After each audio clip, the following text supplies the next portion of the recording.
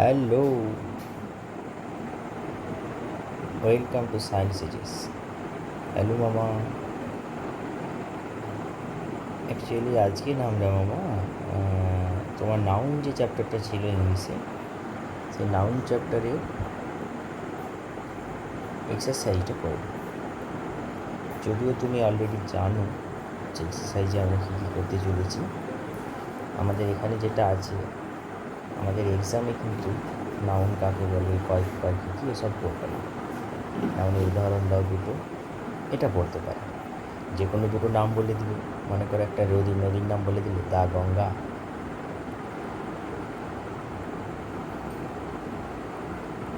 আরেকটা মনে করো নদীর নাম, নদী না, আরেকটা ধরো দা হিমালয়, হিমালয় পর্বত নাম শুনেছো না, সেই হিমালয় পর্বত নাম। তাহলে দুটো নাম বলে দেওয়া হবে। বা কোনো ব্যক্তির নামও বলতে পারো, যেমন রাম, সীতা,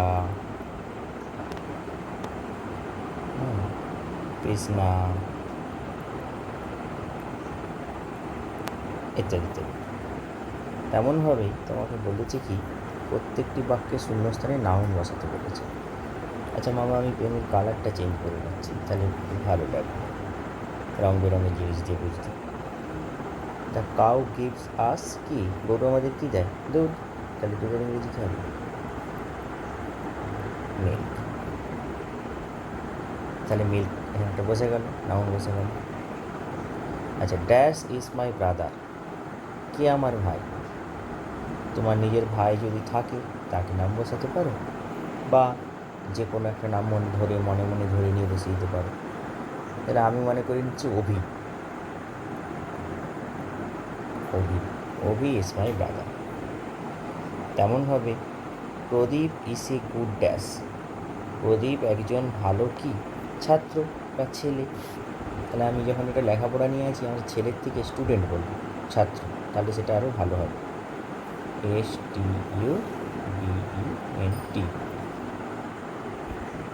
তাহলে এটা হলো। এবারে আমরা যেটা করব, পরের প্রশ্নতে যাচ্ছি। হি রিডস হিজ ড্যাশ, সে তার কি পড়ছে, বই পড়ছে। তাহলে হবে বুক, সে তার বই পড়ছে। আচ্ছা, এটা একটু ঘন ব্ল্যাক বা ব্লু এরকম কিছু নেই, কেমন? উই লিভ ইন ড্যাশ, আমরা কোথায় বাস করি। মামা তুমি কোথায় বাস করো? না, গ্রামে। তাহলে we live in village, we live in village. এটা হয়ে গেল। অলওয়েজ স্পিক দ্য ড্যাশ, সবসময় কী বলবে? আমি শিখিয়েছি না, সবসময় সত্য কথা বলবে। Always speak the truth, TRUTH, always speak the truth. বলছে Nilima is a good dash, বলছে নীলিমা একজন গুড, নীলিমা একটা মেয়ে, তাহলে Nilima is a good girl করতে পারি, বা এখানেও স্টুডেন্ট করতে পারি, কিন্তু স্টুডেন্টের কাছে তুলে লিখে নিয়েছি, তাহলে গার্ল, GRR। হ্যালো, আমি বলছি I read in dash class 2, আমি কিসে পড়ি? ক্লাস 2তে পড়ি, তাহলে আই রিড ইন ক্লাস 2। ব্যাপারটা দেখো, the earth moves round the, বলছে পৃথিবী কার চারিদিকে ঘোরে? সূর্যের চারিদিকে ঘোরে, তাহলে হবে the earth moves round the, earth moves round the sun, সূর্যের চারিদিকে। তেমনভাবে দেখো চেয়েছি, নিচের সেন্টেন্সগুলি থেকে নাউন বের করো, মানে নাউনগুলো খুঁজে খুঁজে তোমাকে লিখতে হবে। তাহলে নাউনগুলো খুঁজে গেলে আমি খুঁজে খুঁজে আলাদা করে লিখবো না, আমি কী করবো, এখানেই গোল দাগ দিয়ে দেবো বা আন্ডারলাইন করে দেবো। এরকম রাউন্ড করতে পারি বা আন্ডারলাইন করতে পারি নাউনগুলোকে, আমাদের যেটা ইচ্ছে। আমরা আর আলাদা করে খুঁজে লিখবো না, আমাদের স্পেস তো দেওয়া নেই এখানে। যদি স্পেস দেওয়া থাকতো আমি করাতাম, কিন্তু স্পেস যেহেতু নেই, আমি রাউন্ড বা আন্ডারলাইন দিয়ে দেবো। ঠিক আছে, তাহলে রাউন্ড বা আন্ডারলাইন দিতে গেলে তো কালার যদি বদলে নিই খুব ভালো হবে। দেখছি আমি কালার বদলে দেবো। কালারটা এটার থেকে ধরো রেডি দাও, রোদটা চোখে লাগছে। তাহলে the chair is made of wood. আমি কি শিখেছিলাম, একটা বাক্যেতে, একটা সেন্টেন্সে সাবজেক্ট থাকবে, ভার্ব থাকবে, অবজেক্ট থাকবে। তাহলে সাবজেক্ট আর অবজেক্ট এগুলো নাম হতে পারে, কিন্তু ভার্ব তো নাম হবে না। তাহলে যেগুলো ভার্ব সেগুলো তো কখনোই নাউন হবে না। নাউন মানে নাম, তাহলে এগুলো নাউন হতে পারে। তাহলে সাবজেক্ট আর অবজেক্টে যে আমরা খুঁজব, কিন্তু ভার্বে নয়। তাহলে দেখো, the chair is made of wood, এখানে সাবজেক্ট কোনটা? The chair. ভার্ব কোনটা? Is made of wood. তাহলে দেখো, এই তিনটে জিনিসের মধ্যে আমাদের কী হবে? নাউন খুঁজতে হবে। নাউন খোঁজা মানে কী করতে হবে আমাদেরকে? নাউনগুলোতে দাগ দিতে হবে। তাহলে নাউনটা কোনটা হবে? চেয়ারটা নাউন। বক্স করে দিচ্ছি, ওকে, আন্ডারলাইনটা করে আমি বুঝাচ্ছিলাম, বক্স করে দিচ্ছি। তাহলে চেয়ার। আচ্ছা, তারপরে কী হবে? কাঠ, কাঠ দিয়ে তৈরি, কাঠটা একটা নাম বোঝাচ্ছে। বেশ, তারপরে দেখো বলছে this is a football club, বলছে এটা একটা ফুটবল ক্লাব। ঠিক আছে, এখন দিস, এটা, এটা কোনো নাম তো বোঝাচ্ছে না, কিন্তু কোনো সম্বোধন হচ্ছে, এটা নাউন নয়। আমরা এগুলো পরে জানবো যে সবসময় নাউন দিয়ে শুরু হবে এমন কিন্তু কথা নেই। সাবজেক্ট নাউন দিয়ে শুরু হবে এমন কিন্তু কথা নেই, হতে পারে নাউন দিয়ে শুরু হতে পারে, তাই না? তাহলে দিসটা তো হবে না, এটুকুন গ্যারেন্টি। তাহলে কী হবে? হবে ফুটবল হতে পারে, ফুটবল নাম হচ্ছে, ক্লাবও হতে পারে। তাহলে ফুটবল আলাদা করেও হতে পারে, ফুটবল, আর ক্লাবও হতে পারে। কিন্তু দুটোকে একসাথে বলতে গেলে আমাদের কী হবে? Football club. তারপরে দেখ, তাহলে এখানে হলো এটা নাউন, একসাথে নাউনটা হচ্ছে ফুটবল ক্লাব। ওকে, কেমন? তবে দেখ, উই লিভ ইন ইন্ডিয়া, আমরা ইন্ডিয়াতে বাস করি। উই তো আমরা বলেছি যে এগুলো সব পড়েছিলাম, প্রোনাউনে পড়েছিলাম। লিভ হচ্ছে ভার্ব, তাহলে এখন কোথায় বাস করি? ইন্ডিয়া। ইন্ডিয়ার নাম বোঝাচ্ছে একটা দেশের নাম, তাহলে ইন্ডিয়া হবে তোমার নাউন। ঠিক আছে, তেমন হবে গীতা, গীতা নাম বোঝাচ্ছে, গীতা হবে নাউন। লাভস তো কাজ ভার্ব বোঝাচ্ছে, হবে না। মাদার, হবে না, মাদার হবে, তোর মাকে ভালোবাসে, মাদার নাম বোঝাচ্ছে। আই লাইক ফিশ, আই তো হবে না, আই প্রোনাউন। লাইক তো ভার্ব, হবে না, ফিশ হবে, মাছ, মাছ পছন্দ করি। ঠিক আছে, আই হবে না, হ্যাভ হবে না, এ পেন, হ্যাঁ পেন হবে, কেন? পেনটা একটা নাম বোঝাচ্ছে, একটা বস্তু বোঝাচ্ছে। সেরকম দিস ইজ রোজ, দিস হবে না, ইস হবে না, রোজটা হবে, রোজটাতে দাগ হবে। তেমন হবে I go to school, I subject, go verb, এটা অবজেক্ট।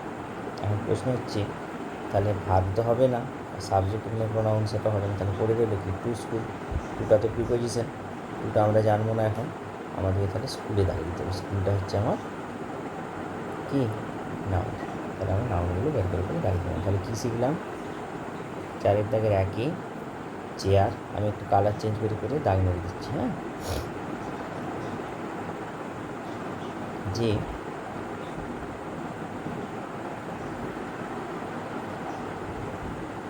চেয়ার, উড, ফুটবল, আচ্ছা সরি, ফুটবল ক্লাব একসাথে, হ্যাঁ, ফুটবল আলাদা করে হবে, ক্লাবও হতে পারে, কিন্তু এই বাক্যটাতে ফুটবল ক্লাব একসাথে বললেই ভালো হবে। সেরকম ইন্ডিয়া, সেরকম গীতা, সেরকম মাদার, সেরকম ফিশ, পেন, রোজ, স্কুল, এগুলো সব এক একটা নাম। ওকে, বেশ, এবারে বলেছি এক একটি নাউন দিয়ে একটু একটু করে শব্দ গ্রহণ কর।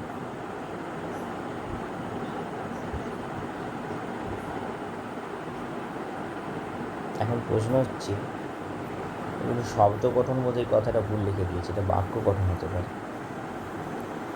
কেননা এখানে ক্যাট তো একটা নাউনই, water noun, club noun, week noun, rice noun, grass noun, সবগুলোই নাম। এগুলো কি শব্দ আর কি নাম? শব্দ তো বানানোই আছে, আমাদেরকে কী বানাতে হবে বলো তো? বাক্য বানাতে হবে। তাহলে ক্যাট, ক্যাট দিয়ে কী বাক্য বানাবো? যে আই হ্যাভ এ ক্যাট, আমার একটা বিড়াল আছে। ক্যাট দিয়ে বাক্য হয়ে গেল। ওয়াটার, আমাকে জল দাও, আমি বলতে পারি গিভ মি ওয়াটার, বা give me glass of water. কী লিখবো? Give me a glass of water. তখন ক্লাব, ক্লাব দিয়ে অলরেডি আমরা একটা শিখে নিয়েছি, এই যে this is a football club. তাহলে আমি লিখতে পারি দিস ইজ এ, সিমিলারলি একই রকমভাবে কী লিখবো? ফুটবলের জায়গায় ক্রিকেট ক্লাব লিখে দিই, তাহলে আরও শুনতে ভালো লাগবে। CRICKET, cricket club. তারপর হচ্ছে উইক, উইক মানে দুর্বল, তাহলে লিখতে পারি আই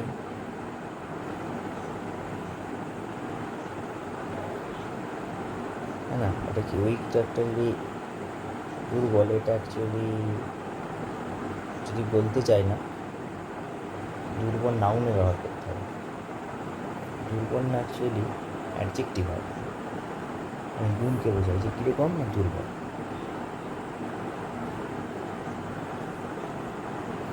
তাহলে আমরা লিখতে পারি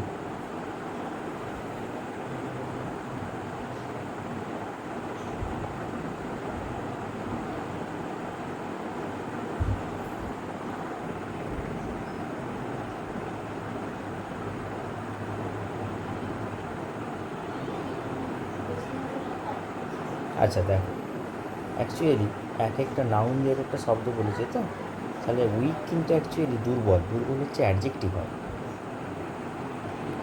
উইক কিন্তু অ্যাডজেক্টিভ হয়, গুণ বোঝায়, গুণ। কিন্তু উইক নাউনও ব্যবহার হতে পারে। এমন একটা বাক্য আমি এখন বলবো যে তোমাদের বইয়েতে এটা দিয়েছি ঠিকই, এটা তোমার না করলেও চলবে, অসুবিধা কিছু নেই, তাও আমি মাস্টারমশাই হিসেবে বলে রাখছি। কিন্তু এটা একটু কঠিন, তোমাদের বয়সের জন্য নয়।